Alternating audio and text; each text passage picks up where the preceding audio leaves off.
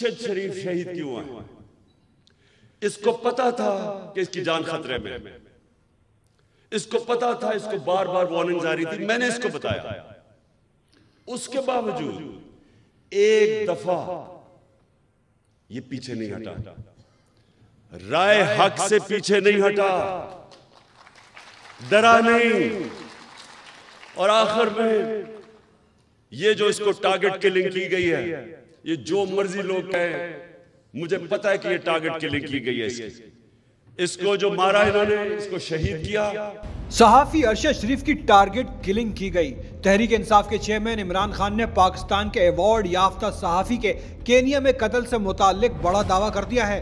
पेशावर में वकला से खिताब में चेयरमैन पीटीआई इमरान खान ने यह इंकशाफ किया कि सीनियर सहाफी अरशद शरीफ को नामालूम नंबर से धमकियां मिलती थी। उन्हें इत्तला मिलती थी कि अरशद शरीफ को मारने की साजिश की जा रही है ताकि वो सबके सामने सच न ला सकें। सारे सहाफियों, जितने भी पाकिस्तान के सहाफी हैं, ये आज आप सबके लिए है कि आज आप चाहे अरशद शरीफ के से मुत्तफिक हो या ना हो, या आप दूसरे कैंप में बैठे हो और इन चोरों की हिमायत कर रहे हो, या आपके ऊपर लिफाफे चले हुए हो, जमीर बेचे हुए हो आपने, फिर भी मैं आप सबको कहता हूं कि ये है पाकिस्तान का वो सहाफी जो शायद ही मैंने इतना दिलेर, ईमानदार और मुहिब वतन सहाफी देखा हो, जो बिल्कुल अपने मौकफ से पीछे नहीं हटा, जान अपनी खतरे में डाल के वो खड़ा रहा राय हक के ऊपर। दूसरी जानिब सीनियर सहाफी हामिद मीर कहते हैं, इमरान खान के बयान से वाज़ेह है कि चेयरमैन पीटीआई जानते हैं अरशद शरीफ के कत्ल का मंसूबा किसने तैयार किया।